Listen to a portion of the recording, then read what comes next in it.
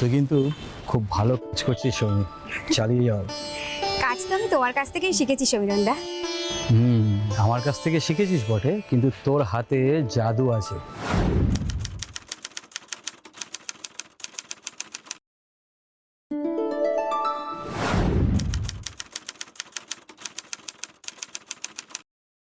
বারো বছর ধরে এই বিস্কুট কারখানা চালাচ্ছি।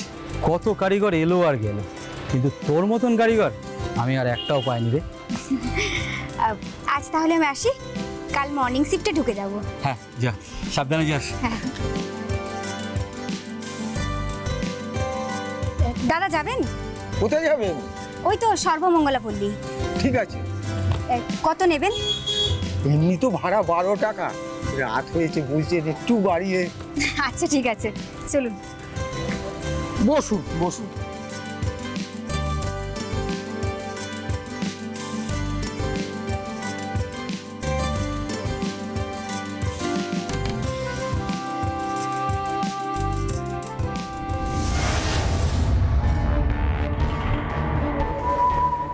এ ভাই, চাপা পড়া শখ হয়েছে বুঝি?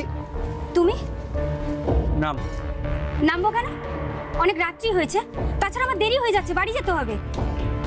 তোর সঙ্গে কথা আছে, নামবি নাকি চুলের মুঠি ধরে নামাবো? তুমি কিন্তু খুব বাড়াবাড়ি করছো বলে রাখলাম। এ ভাই, কি হচ্ছে এসব? এই আমাদের ব্যাপারে নাক গলাতেলে কিন্তু মুন্ডু একেবারে কেটে নামিয়ে দেবো। কিরে, তুই নামবি নাকি তোকেও কেটে টুকরো টুকরো করতে হবে?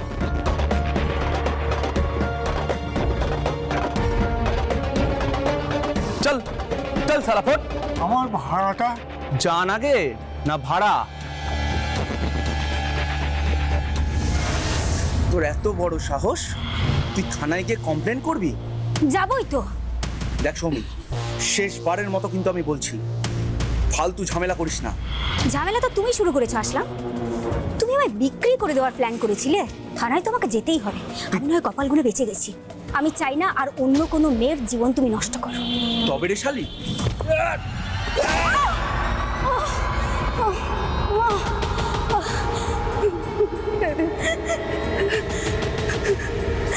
আসলাম, আসলাম।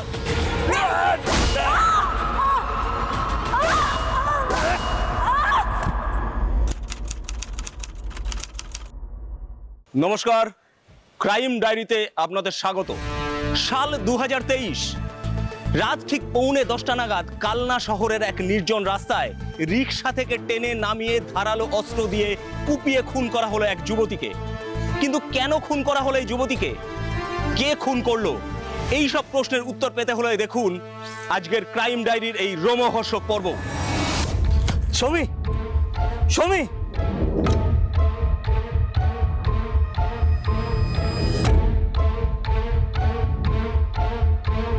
সৌমি,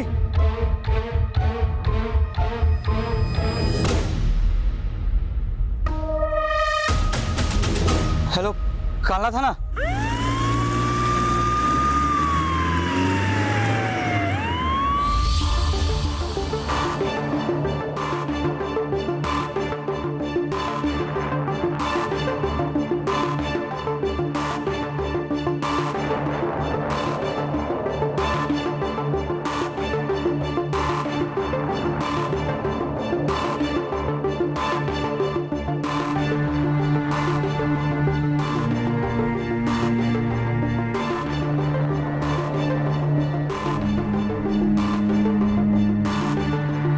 স্যার দেখুন, রক্তমাখা ভোজালি।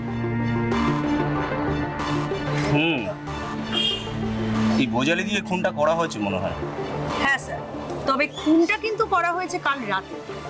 কি করে বুঝলে? স্যার, ভিকটিমের ব্লাডটা ক্লট হয়ে গেছে, দেখুন। রাইট, রক্তটা যখন জমাট বেঁধে আছে তখন খুনটা অনেক আগে হয়েছে, সম্ভবত কাল রাতে। আরেকটা কথা স্যার, হুম, ভিকটিমকে কিন্তু একজন আইডেন্টিফাই করেছে। কে কে আইডেন্টিফাই করেছে? ডাকছি। আপনি কোথায়, একটু সামনে আসুন।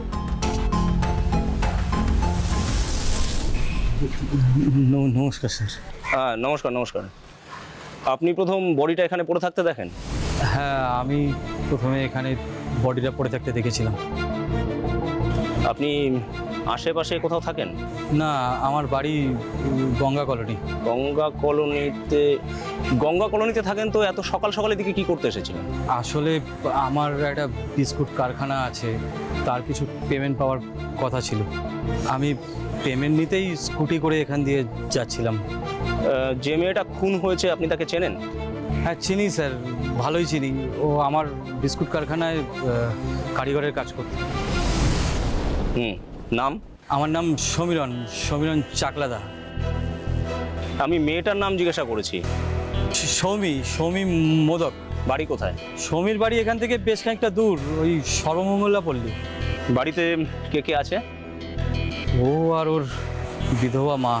আচ্ছা, এই সৌমির স্বভাব চরিত্র কেমন ছিল? সেসব দিক দিয়ে কোনো সমস্যা ছিল না স্যার, কোনোদিন বেচাল কিছু দেখিও নি। কোনো শত্রু ছিল? শত্রু ছিল কি না আমি বলতে পারবো না স্যার। সৌমির কারোর সাথে কোনো প্রেমের সম্পর্ক ছিল? মানে সৌমি প্রেম করতো? সেটা আমি জানি না, আমার সঙ্গে কাজের কথা ছাড়া আর অন্য কোনো বিষয় সেরকম কথা হতো না। আর সৌমি ভীষণ চাপা স্বভাবের মেয়ে ছিল। ওর বাড়িতে বিধবা মা ছাড়া আর কেউ নেই? না, মা আর ও দুজনেই থাকতো। খুন হয়েছে তো কাল রাতে।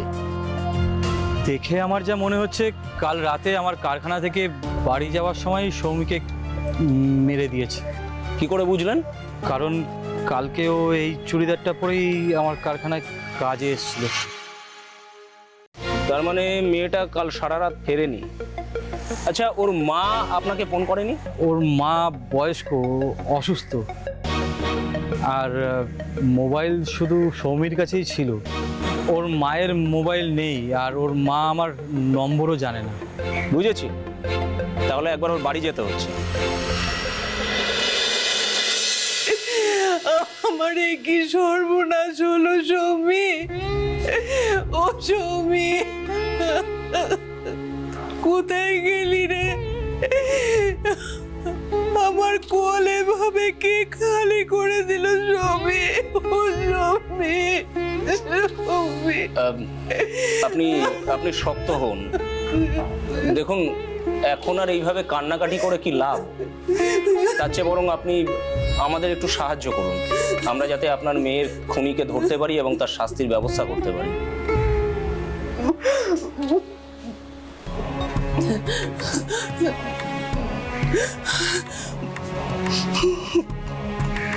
বলুন, কি জানতে চান?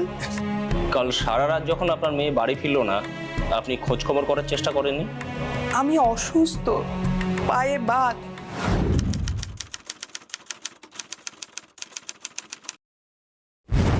আমি কোথায় যেতাম, কার কাছে খোঁজ নিতাম? আপনার মোবাইল নেই? বাড়িতে একটাই মোবাইল, সেটা আমার মেয়ের কাছেই থাকে। আপনার মেয়ে যে বিস্কুটের কারখানায় কাজ করতো, তার মালিকের নম্বর আপনি জানেন না? আমি মুখ্য সূক্ষ্ম মানুষ, অত সব মনে রাখতে পারি? সৌমি কতদিন ধরে বিস্কুট কারখানায় কাজ করতো? প্রায় 4 বছর হলো। সমীরণ বাবু, মানে ওই বিস্কিট কারখানার মালিক লোকটা কেমন? আজ থেকে প্রায় 6 বছর আগে হঠাৎ সৌমির বাবা মারা যায়। আমি আর আমার মেয়ে আকুল পাথারে ভেসে যাই। সমীরানী তখন আমাদের পাশে ছিল। এই নাও তোমার চা।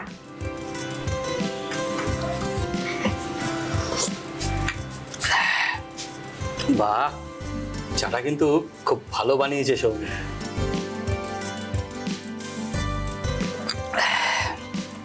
কাকিমা, আপনার মেয়ে কিন্তু খুব গুণী। আমার বিস্কুট কারখানায় যতজন কর্মী আছে তার মধ্যে সৌমির হাত সব থেকে ভালো। সব আপনারই আশীর্বাদ। হ্যাঁ, না না না, আমার আশীর্বাদ বলে ওর কৃতিত্বটাকে ছোট করবেন না। বলতে লজ্জা নেই, কপাল করে ওকে আমি পেয়েছি। আর আমরাও কপাল করে আপনাকে পেয়েছি। তা না হলে যে কি হতো, মা মেয়ে দুজনেই হয়তো না খেতে পেয়ে মরে যেতাম। আরে, আমি যতক্ষণ আছি ততক্ষণ আপনাদের কোনো সমস্যা নেই। সৌমি যেরকম কাজ করছে করুক, আপনি বরং ওর জন্য এবার পাত্র দেখা শুরু করে দিন।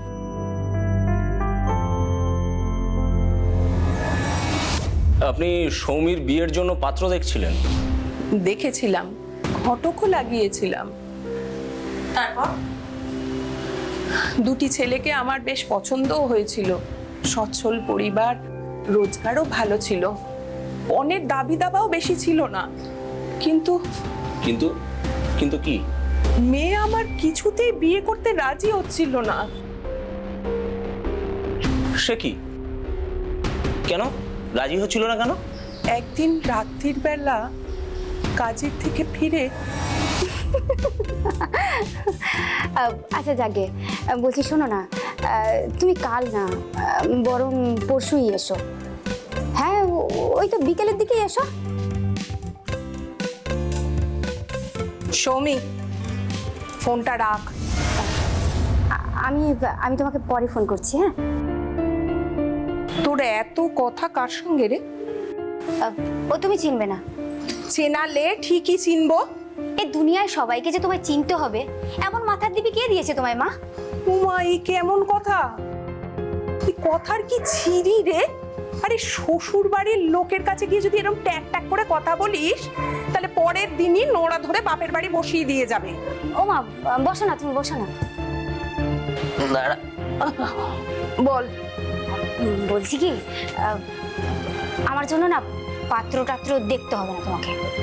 উমা, সারা জীবন আমার ঘাড়ের ওপর বোঝা হয়ে বসে থাকবি? সে বসে থাকলেই বা তোমার কি কোনো অসুবিধা হচ্ছে? তোমাকে তো কিছু করতে হচ্ছে না, সে তো রোজগার করে খেটে খুঁটে আমিই সব এনে দিচ্ছি। উমা, কথা শোনো, বিয়ে করবি না? কি রে? বিয়েটা যে করব না সেটা কি আমি তোমায় বলেছি? তাহলে কি বলতে চাইছিস সেটা বল। আমি বলতে চাইছি যে ওরকম অচেনা অজানা লোকের গলায় আমি মালা দিতে পারবো না। শোন সৌমি, আমিও একজন অচেনা অজানা লোকের গলায় মালা দিয়েছিলাম। প্রথম প্রথম ওরকম মনে হয়, তারপর দেখবি ওই অচেনা অজানা মানুষটাই তোর কত আপন হয়ে যাবে। ওইসব কেতাবি কথাবার্তা না তুমি রাখো তো মা। তোমাদের সময় আর আমাদের সময় না অনেক তফাৎ আছে। আমার যাকে পছন্দ হবে আমি তাকেই বিয়ে করব। তোর কি কাউকে পছন্দ হয়েছে? কি রে, বল না, কাউকে কি ভালোবেসে ফেলেছিস? সে আছে একজন। কে রে? কোথায় থাকে? নাম কি তার? অত সব এখন বলতে পারবো না, সময় হলে সব জানিয়ে দেবো। মেয়ে আমার খুব চাপা স্বভাবের ছিল, ওর পেট থেকে কথা বার করার সাধ্য আমার ছিল না। সৌমি কাকে পছন্দ করতো সেটা আপনি কখনো খোঁজ নিয়ে জানার চেষ্টা করেননি? না। কেন? আমি অসুস্থ, বাইরে বেরিয়ে দৌড়ঝাঁপ করে খোঁজ নেওয়া আমার পক্ষে সম্ভব হয়নি। তার মানে সৌমি প্রেম করতো? হ্যাঁ, তখন বোধহয় করতো। তখন বোধহয় করতো মানে? দিন দুয়েক আগে।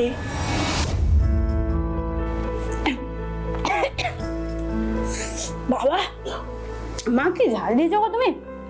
তুই তো ঝাল খেতে ভালোবাসিস। হ্যাঁ, ঝাল খেতে ভালোবাসি, তা বলে এত ঝাল? সে যাক, শোন, আজকে বিকেল বেলা বিশ্বনাথ এসেছিল। সে আবার কে? আরে ঘটক। ঘটক? ঘটক কেন এসেছিল? বল্লালপুরে একটা ভালো ছেলে আছে, দেখতে একেবারে রাজপুত্তুরের মতো, বড় ব্যবসাও করে। তোর ছবি বিশ্বনাথ ওদেরকে দিয়েছিল, ওদের কিন্তু তোকে খুব পছন্দ হয়েছে।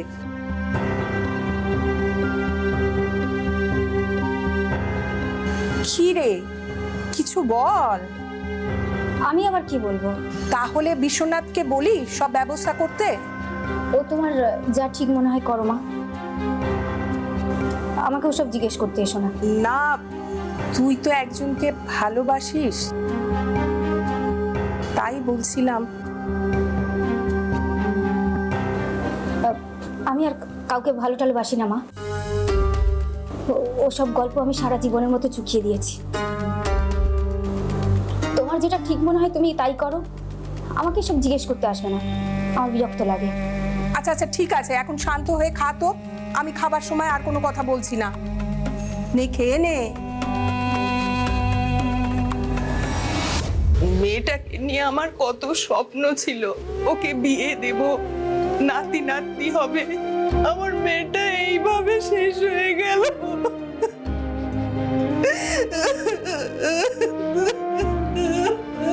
পূজা, আমার কাছে একটা জিনিস খুব ক্লিয়ার। কি স্যার? দেখো, মেয়েটা প্রেম করতো এটা শিওর, কিন্তু কিন্তু ইদানিং আর রিলেশনটা ছিল না। আমারও তাই মনে হচ্ছে। আর তারপরে মেয়েটার আংটি, চেন, ঘড়ি, ব্যাগ কোনো কিছুই তো খোয়া যায়। তার মানে লুটপাটের উদ্দেশ্যে খুনটা হয়নি। হ্যাঁ স্যার। আর মেয়েটার পোশাক আশাক দেখে মনে হচ্ছে যে রেপ বা যৌন নির্যাতনও হয়নি। Right sir. তার মানে খুনটা হয়েছে আক্রোশ থেকে। মাথায়, গলায়, ঘাড়ে খুজালির কোপ মেরে নৃশংসভাবে হত্যা করা হয়েছে। স্যার, খুনটা করলো কে? সেটাই তো আসল প্রশ্ন পূজা। সৌমির প্রাক্তন প্রেমিকই কি খুনি, নাকি অন্য কেউ খুন করলো? তুমি একটা কাজ করো, তুমি সৌমির মোবাইলের কল ডিটেলস গুলো বের করো, দেখো সেখান থেকে কোনো ক্লু পাও কিনা। না হলে অন্য রাস্তা দেখতে হবে। Okay sir. সৌমি কাকে ভালোবাসতো সেটা সৌমির মা জানতো না। আমরাও সৌমির প্রাক্তন প্রেমিকের নাম ও পরিচয় জানতে পারিনি। আমরা অপেক্ষা করছিলাম পোস্টমর্টেম রিপোর্ট আর সৌমির মোবাইলের কল রেকর্ডসের জন্য, কারণ আমাদের বিশ্বাস ছিল সৌমির মোবাইলের কল রেকর্ডস থেকে কোনো না কোনো ক্লু আমরা নিশ্চয়ই পাবো। হ্যাঁ, না স্যার, না, আমরা সৌমি মোদক মার্ডার কেসের এখনো পর্যন্ত কোনো ক্লু বা সাক্ষী পাইনি স্যার। আমরা চেষ্টা করছি। হ্যাঁ হ্যাঁ, আপনাকে নিশ্চয়ই আপডেট দেব। Right sir. Okay okay sir. Sir আসবো? হ্যাঁ এসো, বসো।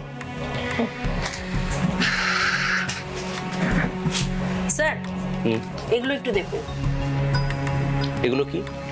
সৌমির পোস্টমর্টেম রিপোর্ট আর মোবাইলের কল ডিটেলস।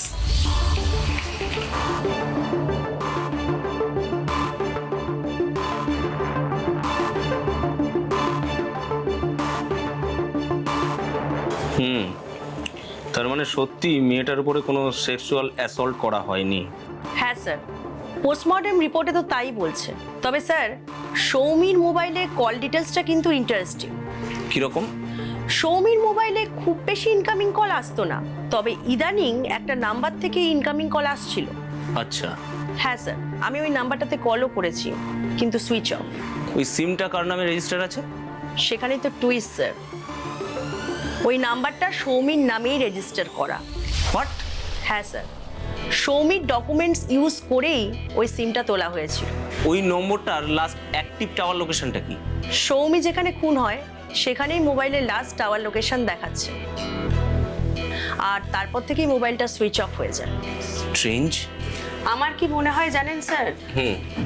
স্যার, কিছু বলবে? একজন এসছে দেখা করতে। কে? নাম বলেনি, শুধু বললো ওই দিন রাতে যে মেয়েটি মার্ডার হলো সৌমি মোদক, ওই ব্যাপারে কিছু জানাতে চায়। হ্যাঁ হ্যাঁ নিশ্চয়ই, এখনই নিয়ে এসো। Okay sir. হ্যাঁ, তার মানে এখনো আশা আছে। Right sir.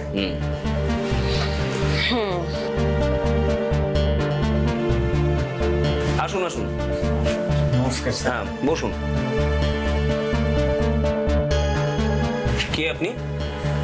আমার নাম হরিপদ মাহাতো, আমি রিক্সা চালাই। সেদিন রাতে মেয়েটা আমার রিক্সা করেই বাড়ি ফিরছিল। কি বলছেন? হ্যাঁ স্যার, হঠাৎ মাঝপথে একটা ছেলে এসে আমার রিক্সাটা আটকায়। তারপর একটা ভোজালি দেখিয়ে মেয়েটাকে রিক্সা থেকে নামিয়ে নেয়, আমাকেও জানে মারা ভয় দেখায়। স্যার, বাধ্য হয়ে আমি রিক্সা নিয়ে পালিয়ে যাই, ভাড়াটুকু পাইনি স্যার। ছেলেটাকে আপনি চেনেন? ম্যাডাম, ছেলেটাকে আগে কখনো এই তল্লাটে দেখিনি। আবার দেখলে চিনতে পারবেন? ওই মুখ স্যার জীবনে কোনোদিন ভুলতে পারবো না। একে নিয়ে যাও, এনার বয়ান রেকর্ড করো আর ইমিডিয়েট সাসপেক্টের স্কেচ আঁকাও। ওকে স্যার, নিয়ে যাও। চলুন। আসছি স্যার।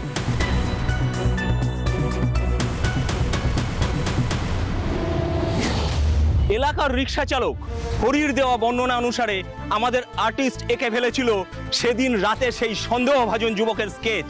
তারপর সেই স্কেচ নিয়ে ছোট ছোট টিমে ভাগ হয়ে আমাদের কর্মীরা ছড়িয়ে পড়ে কালনা শহর জুড়ে। সৌমির মা বিস্কিট কারখানার মালিক, কারখানার কর্মীরা ও এলাকার বাসিন্দাদেরও আমরা সেই স্কেচ দেখাই।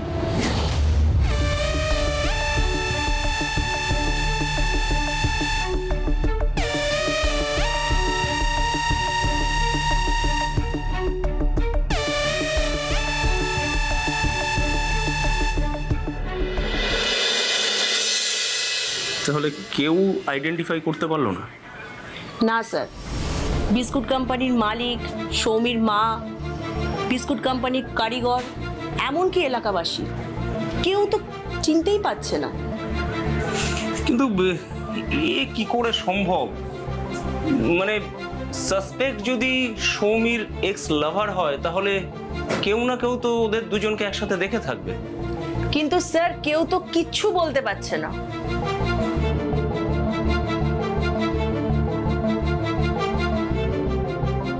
স্যার, স্যার, তাহলে আমাদের এখন কি করণীয়? কি আর করণীয়, আপাতত তো কিছু করার নেই। মানে তুমি আপাতত কেসটা কোল্ড কেস বলে ফাইল ক্লোজ করে দাও।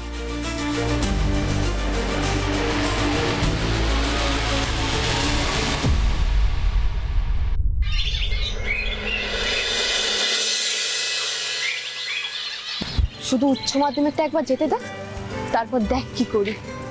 তুই আবার কি করবি? সোজা বাড়ি থেকে পালাবো।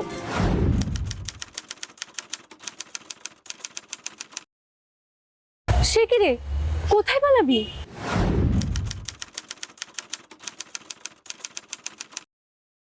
কোথায় আবার? কলকাতায়। কেন? কলকাতায় কত কাজ, কত চাকরি, এত এত টাকা উঠছে ওখানে। একবার একটা কাজ ধরে নিতে পারলেই ব্যাস, স্বপ্নের দুনিয়া থেকে এবার বাস্তবে আয় তো। চল বাড়ি চল। কি গো চিঙ্কু মামনির দল, চললে কোথায়? স্কুল ড্রেস পরে নিশ্চয়ই কীর্তন শুনতে যাচ্ছি না? দাঁত বের করে হাসছে দেখ, গা যেন জ্বলে যায়। আচ্ছা আচ্ছা ঠিক আছে, এবার বলো তো কি ভাবলে তোমরা?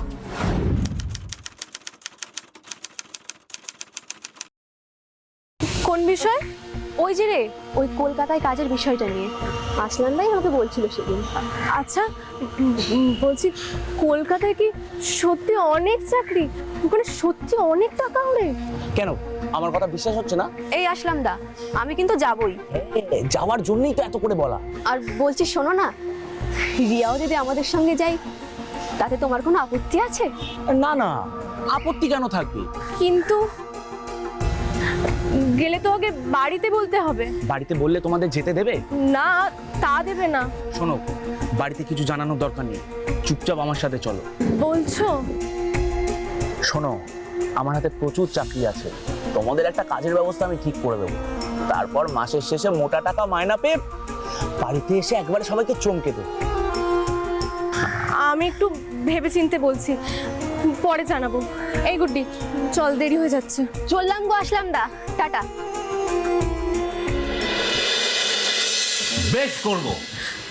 বেশ করব, আমি রোজ মদ খাবো, রোজ মেয়ে ছেলের বাড়িতে যাব। তো সে তোর কি? আমি চলি আমার নিজের রোজগারের টাকায়। এই জিতেন মল্লিক কারণ বাপের টাকা খায়ও না পড়েও না। আর বলো না গো, আর বলো না, ওই তো রোজগারের ছিরি, নুন আনতে পান্তা ফুরোয়, ঘন্টা টানতে গেলে পেছন খুলে যায়। এই কাজে বেরোবার সময় না রোজ ক্যাক ক্যাক করলে পারে না, মেরে একেবারে মুখ ফাটিয়ে দেবো, বুঝলি? সারা জীবনে তো ওই পেরেছো মারধর করতে, কোনোদিন দুটো ভালোবেসে সোহাগ করে কথা বলেছো? সোহাগ ভালোবাসা? এই বিয়ের পরে আবার কিসের সোহাগ ভালোবাসা রে? যত সব জলো নাকামি। বউয়ের কথা নাইবা ভাবলে, মেয়েটা তো বড় হচ্ছে, ওর কথা তো একটু ভাবতেই পারো। তুমি যা হাতে টাকা দাও তাতে মেয়েটাকে একটু ভালো মন্দ কিছু খাওয়াতেও পারি না গো।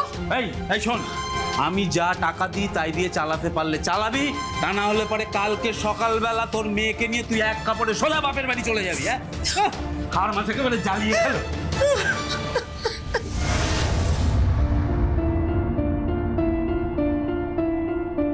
কেঁদো না মা, কেঁদো না, আমি তো আছি মা। সংসার চালাতে কত টাকা লাগবে মা? বলো কত টাকা লাগবে, আমি রোজগার করে এনে দেবো মা।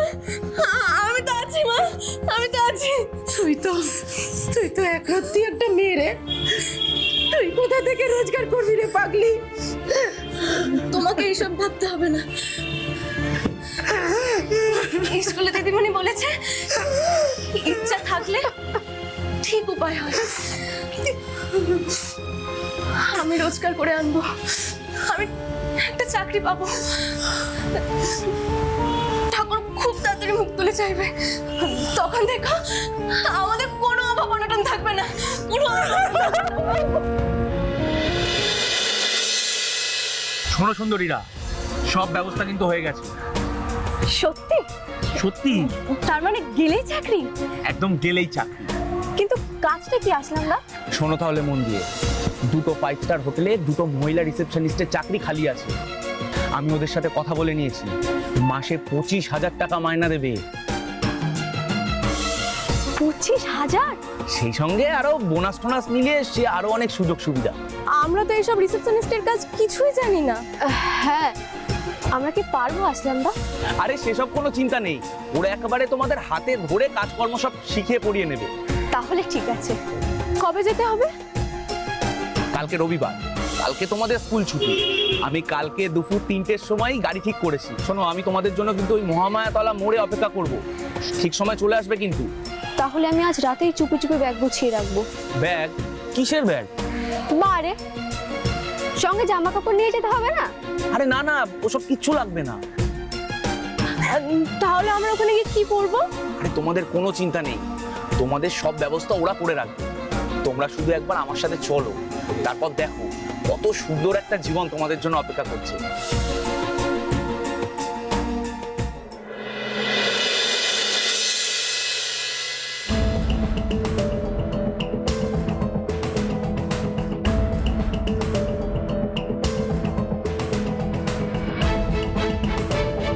আসেন না। এই তো, এত দেরি করলে কেন? অনেক কষ্টে বেরোলাম যে। আচ্ছা, বাড়িতে কিছু বলে আসোনি তো? মাথা খারাপ, এমনিতেই বেরোতে দিচ্ছিল না। আচ্ছা চলো চলো চলো, ছটপট গাড়ি উঠে পড়ো তো।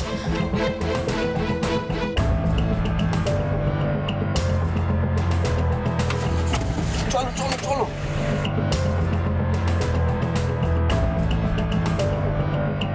ঠিক আছে, যান।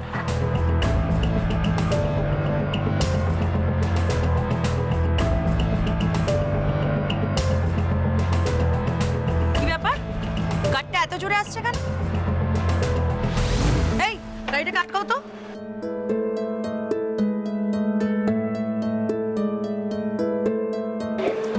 নামুন নামুন নামুন, তাড়াতাড়ি নামুন।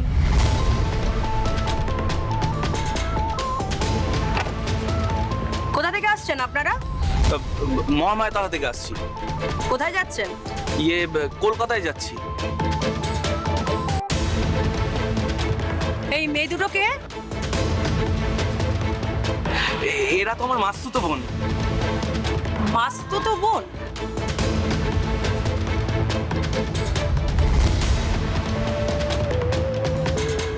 কোথায় যাচ্ছ তোমরা? কলকাতা। কিসের জন্য কলকাতা যাচ্ছ? চাকরির জন্য। কিসের চাকরি? হোটেলের রিসেপশনিস্টের কাজ।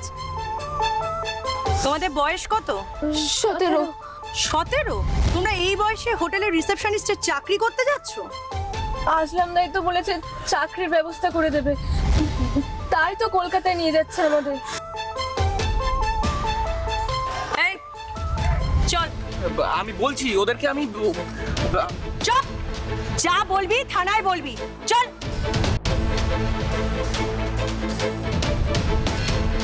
এই মেয়েগুলোকে নিয়ে থানায় আসো।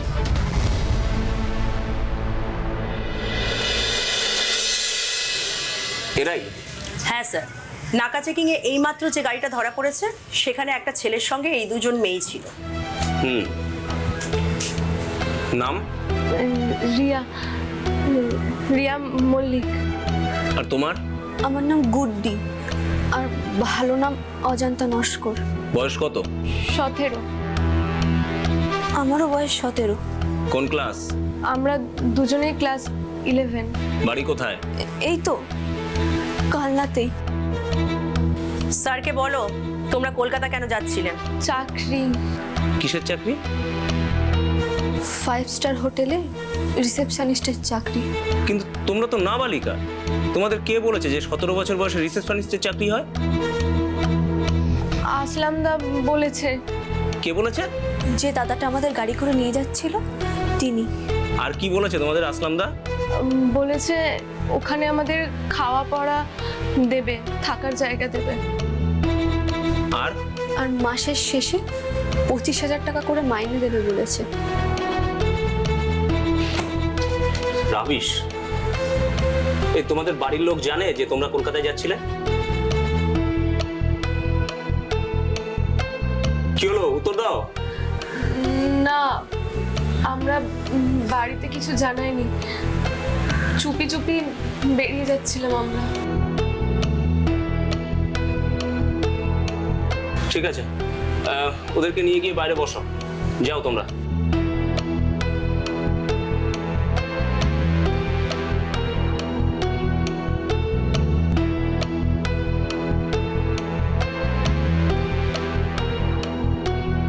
পূজা, আমার ধারণা মেয়েগুলোকে মিথ্যে কথা বলে লোভ দেখিয়ে কাজের টোপ দিয়ে পাচার করা হচ্ছিল।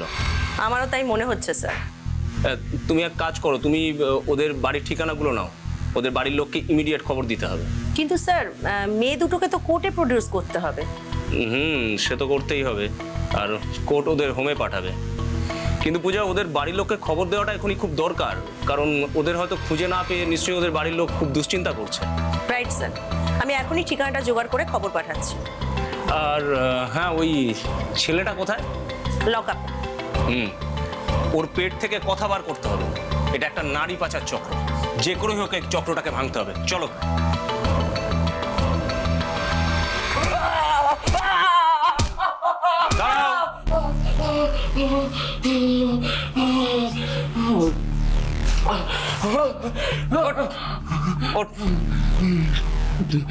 ওদের নিয়ে কোথায় যাচ্ছিলি? আর কতবার বলবো স্যার, বলছি তো কলকাতায় যাচ্ছিলাম। কেন যাচ্ছিলি কলকাতায়? ওদের ওদের চাকরির ব্যবস্থা করতে স্যার। কিসের চাকরি? কিসের চাকরি? হোটেলের রিসেপশনিস্টের চাকরি স্যার। মেয়ে দুটো তো নাবালিকা, এই বয়সে রিসেপশনিস্টের চাকরি হয়? হয় স্যার, হয়। আমার চেনা জানা আছে স্যার। মার বটনে এক থাপ্পড়। পুলিশের সাথে ফাজলামো হচ্ছে? 17 বছর বয়সে রিসেপশনিস্টের চাকরি, তাও আবার কোনো রকম ট্রেনিং ছাড়া। আমাদের কি এই দাঁড়া তো।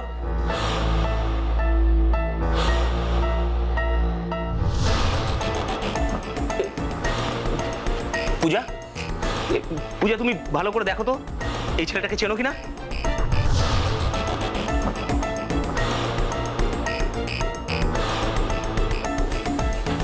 না স্যার। তোমার কি কিছুই মনে পড়ছে না? কি ব্যাপার বলুন তো স্যার? এক মিনিট, এই আমার রুম থেকে স্কেচের ফাইলটা নিয়ে এসো, কুইক। নাম কি? আসলাম, মোহাম্মদ আসলাম। বাড়ি কোথায়? মোহাম্মদতলায়। স্যার,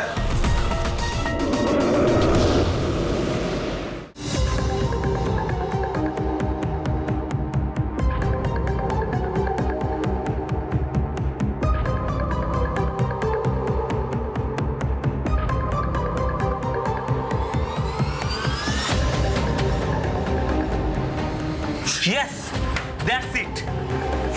পূজা দেখো, এই স্কেচটার সঙ্গে ওর মুখটা হুবহু মিলে যাচ্ছে। দেখো দেখো। Right sir. পূজা,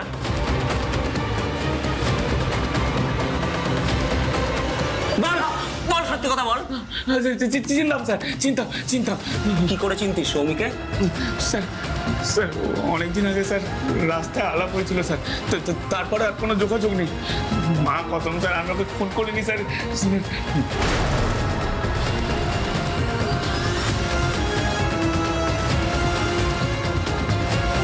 আমি কিন্তু একবারও বলিনি যে সৌমিক খুন হয়েছে।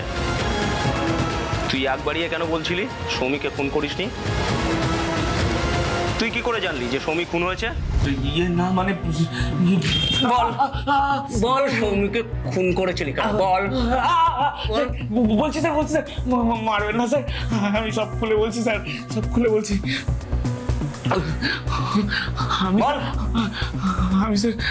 আমি স্যার মফস্বলের গরিব অসহায় মেয়েদেরকে চাকরির টোপ দিয়ে ফুসলিয়ে স্যার কলকাতায় এনে বিক্রি করে দিই স্যার। ওই দুজনকেও চাকরির টোপ দিয়ে এনেছিলাম স্যার, তারপর কলকাতায় নিয়ে গিয়ে খারাপ পাড়ায় ওদের মোটা টাকায় বিক্রি করে দিতাম।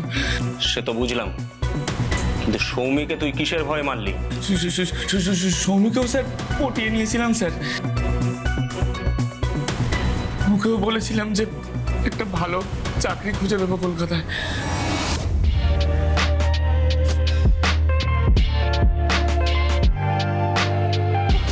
আচ্ছা, তুমি হঠাৎ আমার ডকুমেন্ট দিয়ে সিম কার্ডটা তুললে কেন? আমার কাগজপত্রগুলো খুঁজে পাচ্ছিলাম না যে। তুমি যদি এত অগোছলেই হও, আমাকে সামলে রাখবে কি করে? ওসব নিয়ে তোমাকে ভাবতে হবে না। আচ্ছা, আমরা বিয়েটা কবে করব? আগে তোমার চাকরিটা হোক। আচ্ছা, চাকরিটাই বা কবে হবে? তুমি যেদিন কলকাতা যাবে সেদিনই হবে। তাহলে আমি সব গুজগাছ করে নি। এখন না, কবে? আমি যেদিন বলবো সেদিন। ঠিক আছে।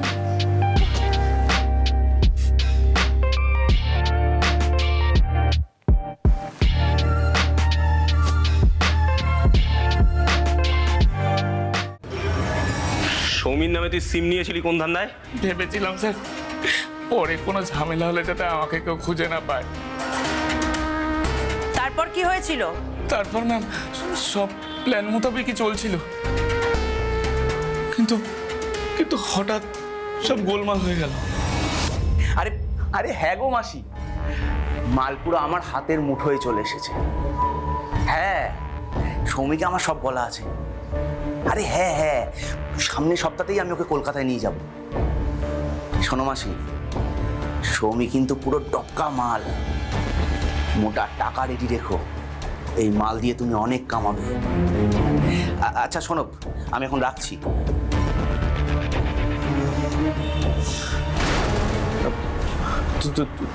তুমি তুমি আমাকে বিক্রি করে দেওয়ার প্ল্যান করেছো? কই না তো। আমি সব শুনেছি আসলাম।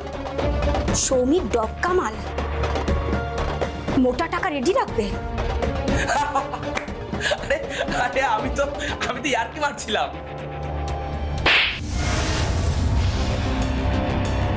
এই তুমি আমায় ভালোবাসো জানোয়ার কোথাকার?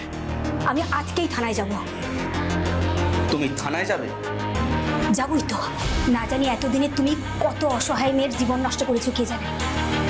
তোমাকে ছেড়ে দেওয়া যাবে না, কিছুতেই না। সৌমি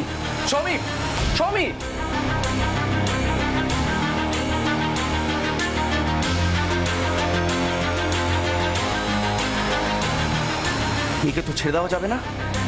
যদি সত্যি পুলিশের কাছে চলে যায় তাহলে তো সর্বনাশ হয়ে যাবে। ওকে শেষ করে দিতেই হবে। তোর এত সাহস, তুই থানায় গিয়ে কমপ্লেন করবি? যাবই তো। দেখ সৌমি, শেষবারের মতো বলছি, ফালতু ঝামেলা করিস না। ঝামেলা তো তুমি শুরু করেছো আসলাম। তুমি আমায় বিক্রি করে দেওয়ার প্ল্যান করেছিলে। আমার না হয় কপাল ভালো, আমি বেঁচে গেছি, কিন্তু থানায় তোমাকে যেতেই হবে। কারণ আমি চাই না আর অন্য কোনো মেয়ের না জীবন তুমি নষ্ট করো। তবে রে শালি,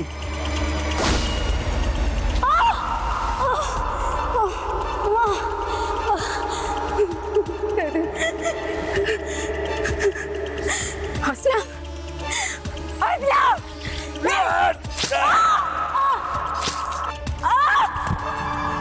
থানায় যাবি? থানায় যাবি?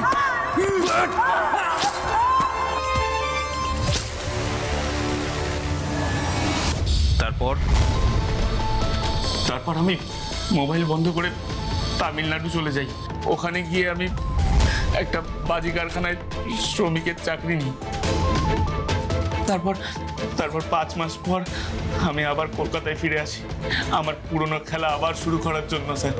সব খেলার একটা শেষ আছে রে আসলাম। মেয়ে পাচার করে তুই পাপ করেছিস, আর খুন করে মারাত্মক অপরাধ করেছিস। এর জন্য তুই শাস্তি পাবি, চরম শাস্তি পাবি। তৈরি থাক।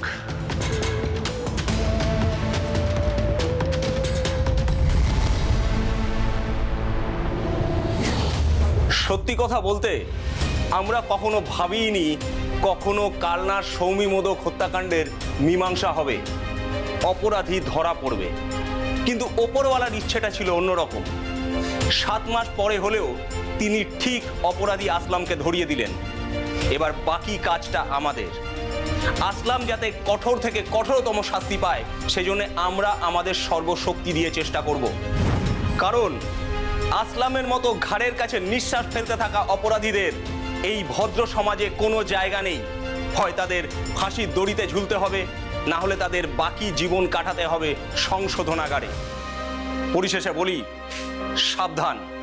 এই সমাজের আনাচে কানাচে লুকিয়ে থাকা আসলামের মতো মানুষরা যাতে আপনাদের কোনোভাবে কোনো ক্ষতি করতে না পারে, তাই সব সময় চোখ কান খোলা রাখতে হবে, সতর্ক থাকতে হবে।